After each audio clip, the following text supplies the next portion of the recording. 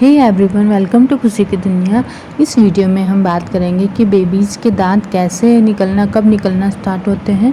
इस वीडियो को मैंने 2 पार्ट में डिवाइड किया गया है। तो इस वीडियो में टीथिंग से रिलेटेड क्या क्या प्रॉब्लम है उसकी बात करेंगे, और जो पार्ट 2 रहेगा उसमें बेबीज़ के साइन सिम्टम के बारे में बात करेंगे और उनको कैसे ठीक करना है और उनकी क्या क्या रेमेडीज़ होती है वो उसकी बात करेंगे। तो चलिए ये वीडियो को स्टार्ट करते हैं। तो बेबीज़ के जो दांत होते हैं वो 2 टाइप के होते हैं। एक होता है प्राइमरी, जिसको हम टेम्परेरी टीथ बोलते हैं, और दूसरा होता है परमानेंट। और जो प्राइमरी टीथ के झड़ जाने के बाद जो फाइनली हमारे दांत आते हैं वो होते हैं हमारे परमानेंट टीथ। तो जो दांतों के बनने का जो प्रोसेस होता है वो बच्चा जब जन्म लेते हैं उससे पहले ही स्टार्ट हो जाता है। जब बेबी माँ के गर्भ में रहते हैं तो 3 या 4 महीने ऑब्जेक्शन पे बच्चों के दांत का बनने का प्रोसेस शुरू हो जाता है। लेकिन जब बेबी पैदा होते हैं तो दांतों का निकलना बेबीज़ के बर्थ के बाद स्टार्ट होता है। तो जिस तरीके से बोला जाता है कि दूध के जो दांत होते हैं वो ओवरऑल अगर एवरेज निकाला जाए तो 6 महीने से 30, कुछ बेबीज़ के 1 आध महीने पहले भी होता है, कुछ महीने के 1 आध महीने बाद भी रहता है, बट 6 महीने से 30 महीने तक के निकल जाते हैं। तो ये जो टोटली दूध के दांत जो होते हैं ऊपर और नीचे के जो मिला के होते हैं वो 20 दांत होते हैं। ये जो दूध के दांत होते हैं ये 6 से 7 साल तक बच्चों में रहते हैं। उसके बाद ये झड़ना या गिरना स्टार्ट हो जाते हैं। तो ये जो दूध के दांत है जो 2.5 साल तक में बेबीज़ में आ चुके रहते हैं और 6 से 7 साल तक में रखते हैं, और 6 to 7 ईयर के फेस में ये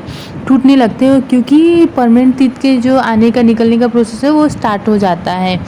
तो जो दूध के दांत झड़ते हैं और फाइनली लगभग 12 साल की उम्र तक होता है, तब तक ये मिल्क टीथ या टेम्परेरी टीथ होता है वो झड़ चुके रहते हैं, और जो परमानेंट टीथ होता है वो 12 से 14 साल तक आ चुके रहते हैं। इसमें यही है कि विजडम टीथ जो कई बार लोगों का जो आखिरी टीथ 32 टीथ जो बोलते हैं, जिसको बुद्धि या टीथ दांत बोला जाता है, वो अडल्टहुड में भी किसी का आता है। तो प्राइमरी जो परमानेंट डेंटिशन होता है वो 32 दांत का होता है। तो यहाँ पे हम जो अगली चीज़ बात करेंगे वो ये है कि एक दांत के इरप्शन का यानी निकलने का जो प्रोसेस रहता है या जो साइकिल रहता है ये अराउंड 10 to 14 डेज़ की होती है। सबसे पहले तो जो पहले 5 से 6 दिन जो रहता है, जो सबसे ज़्यादा दर्द होता है बेबीज़ को, वो ये होता है कि मसूड़ों में स्वेलिंग दिखना स्टार्ट होता है ये साइकिल में। उसके जो अगले 1 आध दिन होते हैं यानी 7वां 8वां दिन पे हल्की सी एक लाइन देखना, दांत की सफ़ेदी देखनी स्टार्ट होती है। या अगले 2-3 दिन में 10 से 14 दिन में ये दांत बाहर निकल के आ सकता है। ये ध्यान रखना होगा कि इस साइकिल में बेबीज़ को दर्द होगा, और इस एक साइकिल में कोई भी जरूरी नहीं कि एक सिंगल दांत निकले, एक से ज़्यादा दांत भी कई बार निकल जाते हैं।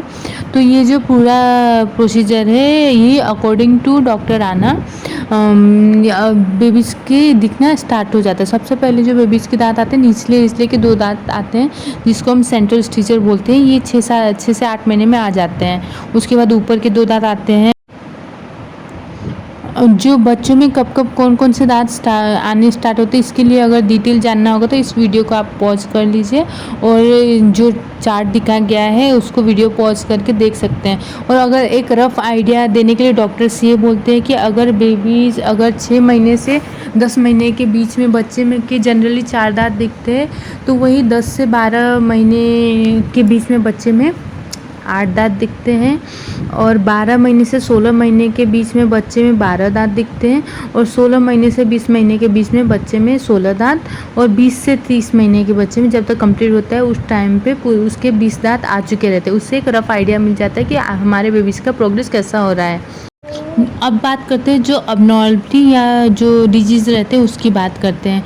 तो एक चीज़ जिसके लिए अक्सर पेरेंट्स परेशान होते हैं कि बच्चों का दांत नहीं निकल रहा है, कई बार 6 महीने या 8 महीने में परेशान होने लगते हैं कि हमारे बेबीज़ का दांत अब तक नहीं आया है।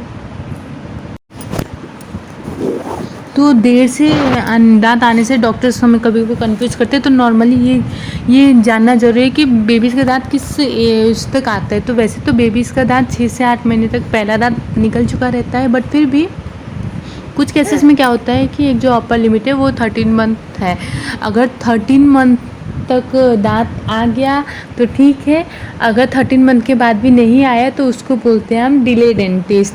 और ये जो डिले डेंटिशन होता है उसकी बहुत सारी वजह होती है, बहुत सारी कॉमन प्रॉब्लम्स होती है जिसकी वजह से ये प्रॉब्लम होती है। कई बार तो ये एंडोक्राइनल कॉज होता है, जैसे कि हाइपोथायराइडिज्म रहता है, जिसमें कि हार्मोनल कॉजेज़ की वजह से, हार्मोनल इम्बैलेंस की वजह से बच्चों में डिले हो सकता है। इसके अलावा फैमिलियर रहते, फैमिली में अगर पेरेंट्स में ये सब हिस्ट्री है कि दांत देर से आता है तो बच्चों के दांत भी देर से आते हैं।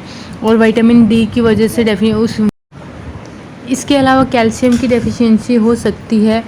और ये सब जो रीज़न होता है ये कॉमन कॉजेस होते हैं जिनकी वजह से बेबी का डिले हो रहा है, दांत नहीं आ रहा है। तो ये सब डॉक्टर से बात करेंगे तो ये सब प्रॉब्लम बता सकते हैं। कॉजेस बहुत सारे होते हैं बट ये कॉमन कॉजेस होता है क्यों लेट हो रहा है। और यहाँ पे और एक चीज़ डिले की तो नहीं, बट और एक होता है, एक चीज़ है जो हम पेरेंट्स को ध्यान रखना पड़ता है। ये बच्चे को जब हम बोतल फीड देते हैं, हमेशा बोतल को मुंह में रखते हैं, निपल्स को जो मुंह में रखते हैं उनमें क्या होता है कि दांतों का सही से नहीं आना, टेढ़े मेढ़े आना, ये चीज़ को हमको अवॉइड करना है। वैसे तो बोतल फीडिंग नॉट एडवाइज, बट बोतल दे रहे हैं तो बहुत जल्दी कोशिश करना होगा कि बोतल छूट जाए, वरना उसके डेंटिशन में प्रॉब्लम हो सकती है जब दांत आने का प्रोसीजर चल रहता है। और इसके अलावा क्या होता है, कभी कभी जब बॉर्न होते हैं, जन्म के समय उनके एक दांत दिखने लगते हैं, जिसको हम लोग निटल टीथ बोलते हैं।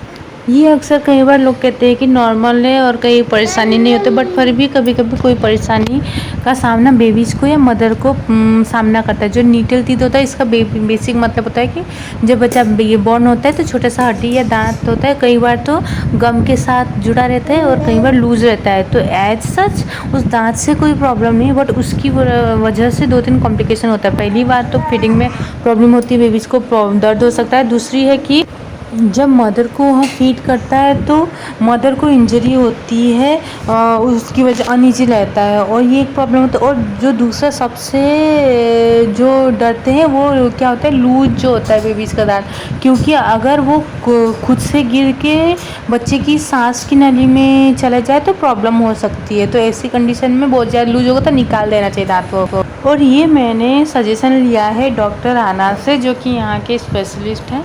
इसमें अगर आपको कुछ कन्फ्यूजन लगे तो आप प्लीज़ एक्सपर्ट से सजेशन ली, ये मेरा एक्सपीरियंस है। Thank you.